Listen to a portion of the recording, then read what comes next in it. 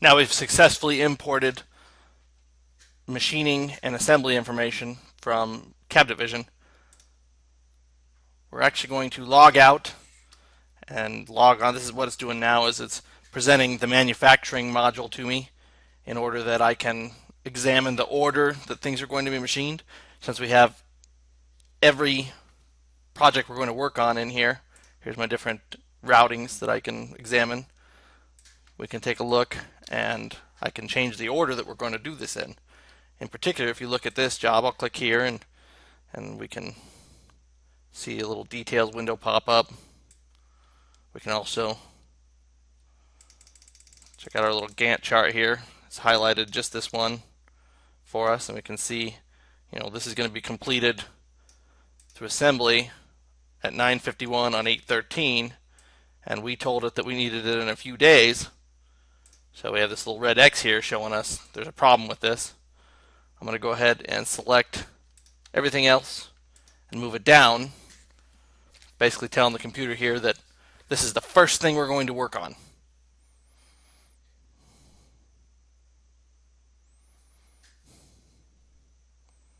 And actually, we're still not going to make it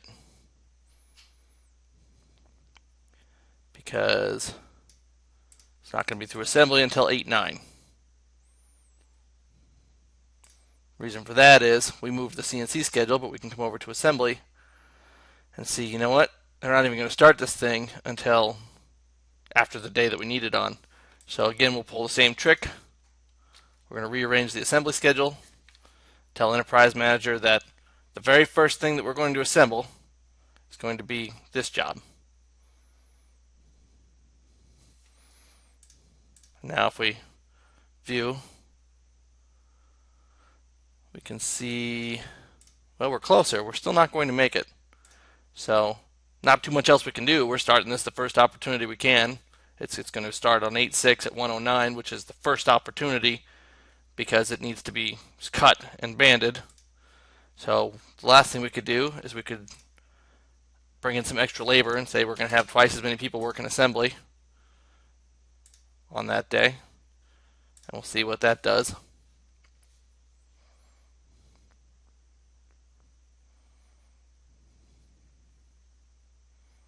Yeah, we're still not going to make it.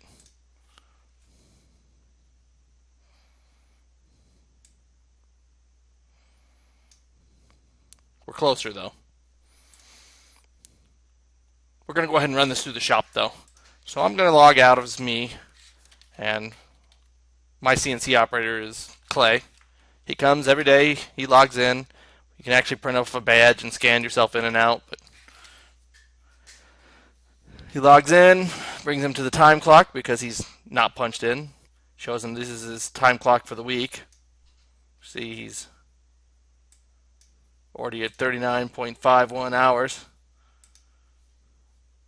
He actually has a task assigned to him. When we assign particular tasks to him, to users, it shows up right here. And then they can real easily check the box and say, no, it's not 100% complete, but it's more like 50. We can track completion that way. He's got a note on here. If there were a file attached, he could just click on it to open the file. He's going to go ahead and punch in because he's just getting in for the day. It's asking him if he wants to add a new job activity. We track time clock time separate from job activities, that what we're working on. He's going to say no because what he typically does is just head over to the manufacturing tab, and whatever's at the top is what he works on. He works his way down.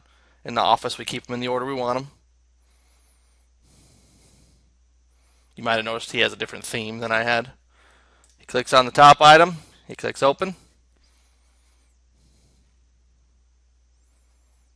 He gets my note that I put on there. Anytime anybody interacts with this task, they're going to be given that note. And Enterprise Manager notices this is not what he's currently working on and asks him, do you want to change? So he just hits yes. This is a time allocation. They can scan a work order to get into it. Again, we have access to job properties if they need to communicate something to comment.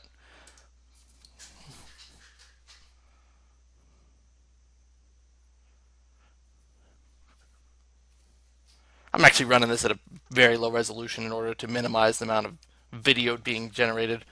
So things are a little squished here, but it's got the basic interface presented with the nest. Down here we've got, this is the task, and if I click on it I get the details, the activities. And we can see the NC Center import, that's the screen to machine center data. We can see that it was created by Jonah Coleman when put out to manufacturing. This is a group of material, and underneath, and you'll notice that the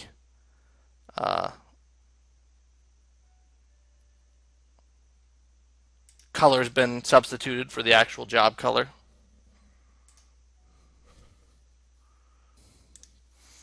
If I edit this sheet, you can see the definitional properties.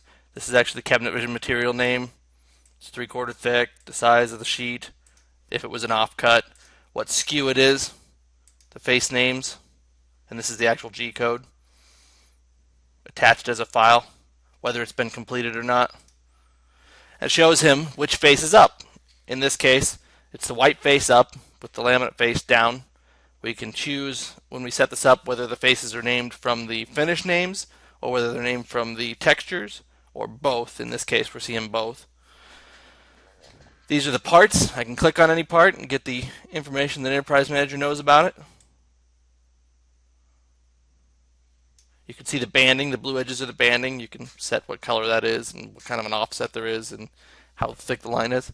We've got the orientation information. This is the left edge, the right edge, bottom edge, top edge.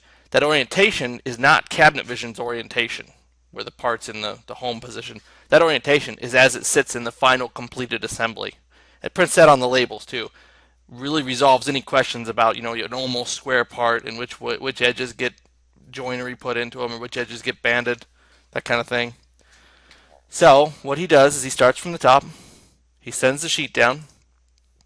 In our case, we have to transmit sheets to our CNC via a serial port. My computer doesn't have the object that's needed for that installed. Other people have network-aware machines, so Enterprise Manager simply copies the G code to a known location. They hit the load button, they open up that at the beginning of the day, and then most every machine I've ever seen actually has a reload button that they just, when they're ready for the next sheet, they send it down, so Enterprise Manager copies it, they hit reload, and they're ready to go with the next sheet. I printed to OneNote over here just so you could see the labels, although we got some cropping going on because of the different border, I guess. You can see that around the outside we get the edge names along with the banding so that it's facing the banding operator and readable. I print a picture of the nest with the current part highlighted so there's no question as to which part this is. Enterprise Manager supports printing a zoomed up picture of the part with the banded edges highlighted, but we don't use that here. If there were any comment in Cabinet Vision on the part, it would print out right here. And we have a barcode for scanning. We get the job information up here too. It's just cut off. And once the CNC is done cutting that, he goes on to the next sheet, sends it.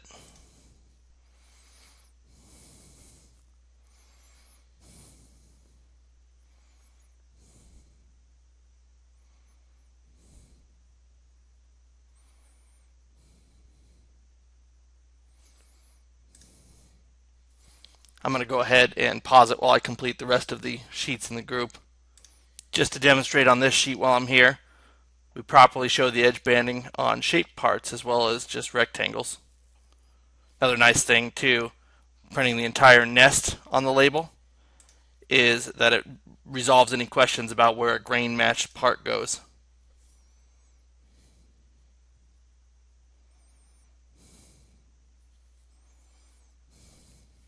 This sheet had an offcut.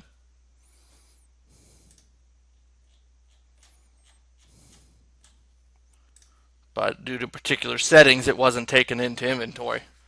I've got settings that for each material about minimum sizes and comparisons to how much material we've already got. May have noticed blue always indicates the last thing that was run, so real easy to see what your operator is currently working on from the office. You can see 6 sheets have been completed in this. We got this group here. Nice thing too, if your operator ever goes to a sheet that he's already sent, the icon here is really obvious that it's been sent already. If he tries again, it won't allow him to. Well, it will allow him to, but it won't allow him to without him knowing that he's doing it. We can add hot notes to a sheet. And if we add a hot note to a sheet, whatever it is, it actually won't allow the operator to send it until he or she closes out the hot note. So they can't possibly even get the code to the machine until they've acknowledged what the note says. Let's see if we take this off cut. This is a stock SKU, so it's asking me if I want to go ahead and allocate a piece of stock, or if I want to say I'm not using this SKU, I'm using something else. I'll go ahead and transfer it from inventory into this job.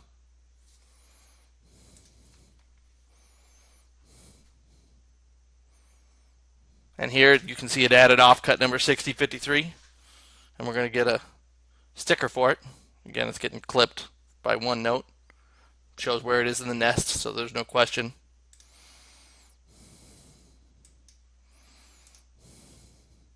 I'm actually going to go, here's a sheet that's calling for an offcut. So when the operator tries to send it, he's prompted to scan the offcut. And anytime we're asked to scan something, we can manually enter the value just in case the sticker isn't readable. And actually at this point it has now removed that offcut from inventory.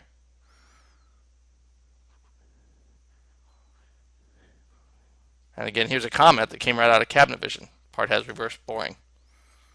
And boring is this little boring thing here is indicating that there's joinery on the part. It can show dado joinery, it can show boring. Again, I'm going to pause it. I'm just going to finish up all the sheets.